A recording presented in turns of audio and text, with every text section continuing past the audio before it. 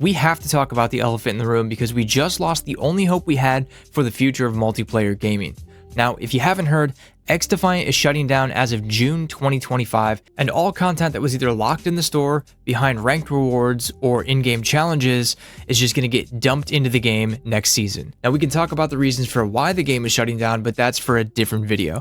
In fact, if you want to know the real reason the game is shutting down, I'll link my other video talking about that in the description and at the end of the video. But today we have to talk about something more important, something bigger than Xdefiant that will affect all multiplayer games going forward unless something changes. If you clicked on this video, you already saw the thumbnail and you know we're going to be talking about skill-based or engagement optimized matchmaking in some regard. As a lot of you probably already know, Xdefiant was the safe haven, the beacon of light and hope in the first-person shooter scene because it was the first game to actively promote and take a stand against skill-based or engagement optimized matchmaking. There wasn't some algorithm lurking in the background that was going to manipulate your experience and force you to play top-level players for having a good game, but also no protection for bad players if you weren't the best at the game. Quick caveat here, there was a beginner playlist that would have some type of matchmaking, but it was only for the first 25 levels, and once you hit 26, it disappeared from the menu for you. And I'm completely fine with that. It's actually very similar to how Call of Duty used to onboard new players.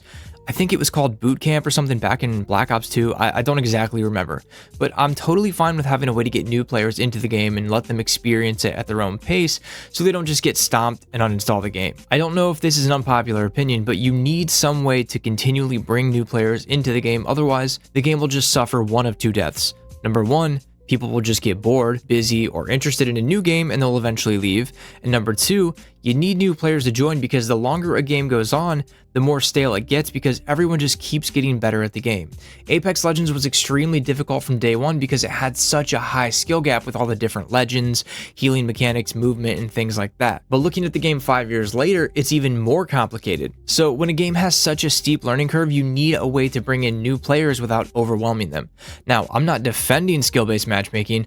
I'm just saying I don't mind people having an option to join a beginner's playlist or something like that does have it in order for them to wrap their brain around the rules and the mechanics of the game so that ultimately the game can grow, get bigger, and keep a healthier player base. Anyway, back to my main point of this video, which is a point I actually made in multiple other videos where I said, if Xdefiant does not succeed, it will become the scapegoat, the example that every studio, every publisher will point towards when it comes to engagement optimized matchmaking. Every game will say, well, we don't like it, but we have to have it. Look at what happened to Xdefiant, and we don't want our game to fail. Now, unfortunately, not having a matchmaking algorithm has nothing to do with why the game is shutting down, but it will be used as the reason why every game needs to include it going forward, and it might also be what developers tell fans if we complain too much. They'll say things like, well, you guys say you don't want skill-based matchmaking, but our data supports that you actually play more with skill-based matchmaking or engagement-optimized matchmaking, so we have to have it in the game. That leaves us in a weird feeling or moment of despair because there's literally no escaping it anymore. I did see a few people complaining about not having matchmaking in Xdefiant because they were just terrible at the game, and to those people I say, kick rocks. Go back to the game that holds your hand, wraps you up in a blanket, tucks you in at night, and tells you you're special. And we can't forget the nightlight for you. But seriously, if you complained about the game not having matchmaking to protect your fragile ego, I've got good news for you. You can go play, here, let me check my notes. Oh yeah, literally any other game because they all have it. Now, there were some people that had a rude awakening and found out the hard way that maybe they weren't as good as they thought they were, and they were claiming that the game did have skill-based matchmaking because they kept getting into sweaty lobbies. I hate to tell you this, but the old joke goes something like this. If you don't know who the sucker in the room is, it's you. And if you can't seem to get any bot lobbies in Xdefiant, well, you get it, right? So going forward, what hope do we have?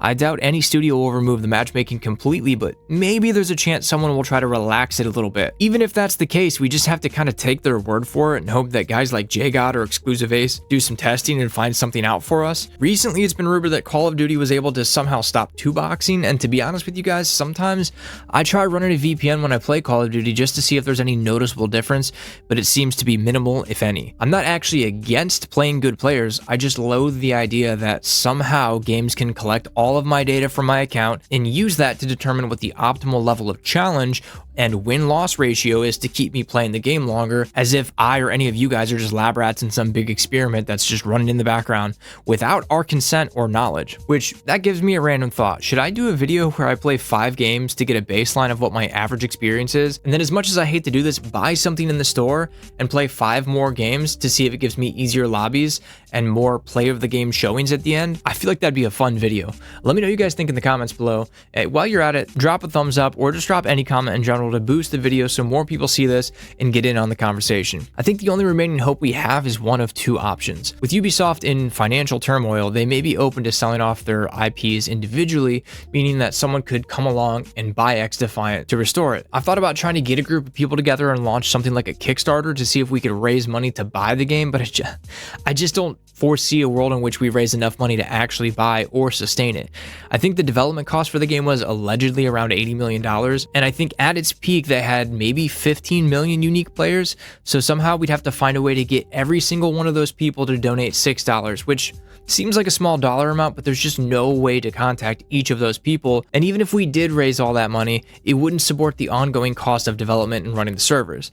And that leaves us with option 2, which may be even less likely, which is somehow all of the new content being dumped into the game in the next season will somehow make the game become so popular over the next few months that Ubisoft reconsiders the shutdown, which I just don't see happening, because even if they hit record player numbers, there's no way to spend money to support the game because the store has been completely disabled and all that content is just accessible to everyone, and the game would have to retain that insanely high player count for months after the release of all that content, which, as a player and a content creator, why would you be investing so much time into a game that ultimately will just end in a few months? I will be curious to see if any games or studios are brave enough to try it again in the future, marketing a game without matchmaking, because in my opinion, Xdefiant just didn't get a chance to live long enough to prove the idea. If you want to find out the real reason Xdefiant is shutting down, click here. Happy if snipers were just completely removed from the game. Oh, that dude popped his goggles. Bye-bye. Feels bad.